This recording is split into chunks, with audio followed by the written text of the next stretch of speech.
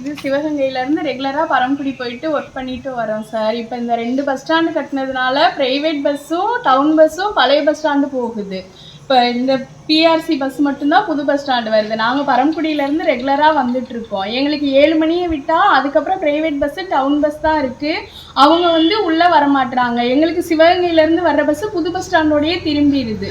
அப்போ நாங்கள் அந்த 7 மணி பஸ்ஸை விட்டால் டெய்லி நைட்டு 9 மணிக்கு தான் வீட்டுக்கு போகிறது மாதிரி இருக்குது.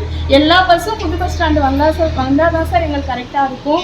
7 மணிக்கு மேலே நாங்கள் லேடிஸால் இங்கே புது பஸ் ஸ்டாண்டில் தனியாகவும் நிற்கவும் முடியல.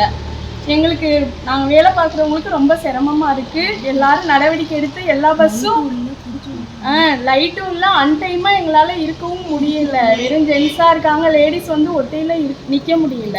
எல்லா பஸ்ஸும் புது பஸ் ஸ்டாண்டு போயிட்டு இருந்தால் தான் எங்களுக்கு நல்லா இருக்கும். ஏன்னா நாங்கள் 7 மணிக்கு வர திருச்சி பஸ்ஸை விட்டோம்னா அதுக்கப்புறம் டவுன் பஸ்ஸும் ப்ரைவேட் பஸ்ஸும் தான் இருக்குது. அவங்க கம்மாக்கரையிலே விட்டுட்டு போயிடுறாங்க. நாங்கள் அங்கேருந்து இவ்வளோ தூரம் எங்களுக்கு வர்றதுக்கு பஸ்ஸே கிடையாது சார்.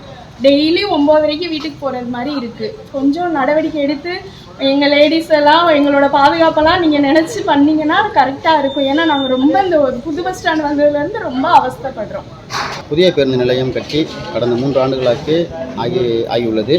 ஆனால் புதிய பேருந்து நிலையம் புதிய பேருந்து நிலையமாக இல்லை. பேருந்துகள் முழுமையாக இங்கே வரதே இல்லை. முழுமையாக வர்றதுனால 1-2 பேருந்துகள் மட்டும் வருது. அதுவும் அரசு பேருந்துகள் மட்டுமே வருது. தனியார் பேருந்து எந்த பேருந்துகளும் உள்ளே வருவதில்லை. அரசு பேருந்துகள் வந்தாலுமே சாயங்காலத்து ஒரு 5 மணி 4 மணிக்கு மேலே உள்ளே வர மாட்டேன்னு சொல்கிறாங்க. டிரைவர் கண்டக்டர் கேட்டாங்கனாக்கா எங்களுக்கு உள்ளே அனுமதி இல்லை சாயங்காலத்து டைமில், அப்படியே போக சொல்கிறாங்கன்னு சொல்லிட்டு எங்களுக்கு காரைக்குடி மண்டலம் அலுவலர்கள் சொல்கிறாங்க அப்படின்னு சொல்கிறாங்க. புதிய பேருந்து நிலையத்துக்கு எந்த ஒரு பஸ்ஸுமே வராதனால மக்கள் பெரும் அவதிக்குள்ளாகிறார்கள். மக்கள் ஒரு 6 மணி 7 மணிக்கு நிற்கிறாங்க. நிற்கா கரண்ட் இல்லாமல் பாருங்கள், இந்த இடத்துல கரண்டே இல்லாமல் இருக்குது. சுத்தமாக கரண்டே இல்லை.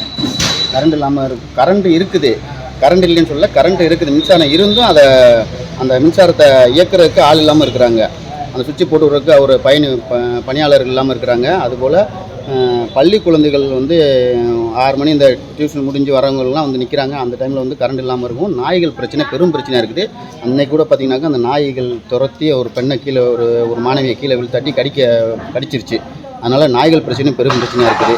அது மட்டும் இல்லாமல் கழிவறை ரொம்ப கழிவறை சுத்தமாக இருந்தாலும் பின்னாடி உள்ள அந்த நீர்த்தொட்டி, கழிவு நீர்த்தொட்டி என்னாக்கும் தேங்கி ஃபுல்லாக நிரம்பி ஓடுது. ஒரே துர்நாற்றம் ஏற்படுது. அதனால் அந்த கடைக்கு உள்ளவங்க ரொம்ப கஷ்டப்படுறாங்க. அந்த வியாபாரம் பண்ணுறவங்க என்ன பண்ணுறாங்கன்னா ஒரு கடை மட்டுமே தான் இருக்குது. அந்த ஒரு கடையும் அடைச்சிட்டாங்கனாக்கா ரொம்ப இருட்டாயிருது. மக்கள் நிற்கிறதுக்கு ஒரு பெரிய பயத்தோடு தான் நிற்க வேண்டியதாக இருக்குது. அதுவும் இல்லாமல் அந்த 6 மணி 7 மணி ஆனோனாக்கா அந்த குடிகாரர்களின் நிலைமை அதிகமாக இருக்குது. குடிகாரர்கள் தண்ணியை வாங்கிக்கிட்டு அங்கங்கே உட்காந்து சரக்கு அடிக்கிறது, நிற்கிற பெண்களை ஒரு மாதிரியாக தவறான முறையில் பேசுகிறதும் இது மாதிரி கொண்டு அதையும் கவனத்துக்கு கொண்டு இதுக்கு ஒரு நல்ல தீர்வை ஏற்படுத்தி தருமாறு அன்புடன் கேட்டுக்கொள்கிறேன். பிறகு என்னன்னாக்கா காவல்துறை இந்த இதுக்கு புதிய பேருந்து நிலையத்துக்கு ஒரு 2 காவலர்களை காலையிலையும் மாலையிலையும் 2 காவலர்களை பணியமர்த்துமாறு உங்களை அன்புடன் கோரிக்கையாக இதை நாம் தமிழர் கட்சி சார்பாக நான் எடுத்து கூறுகிறேன். இது செய்து கொடுத்தாங்கனாக்கா மக்கள் கொஞ்சம் பாதுகாப்பான முறையில் இந்த புதிய பேருந்து நிலையம் இருக்கும். அனைத்து பேருந்துகளுமே இந்த புதிய பேருந்து நிலையத்துக்கு வருவதற்கான வாய்ப்புகளை ஏற்படுத்தி தர மாவட்ட ஆட்சியரிடமும் போக்குவரத்துறை அமைச்சரிடமும் மற்றும் பேரூராட்சி நிர்வாகத்திடமும் இதை கோரிக்கையாக வைக்கிறேன். நன்றி, வணக்கம்.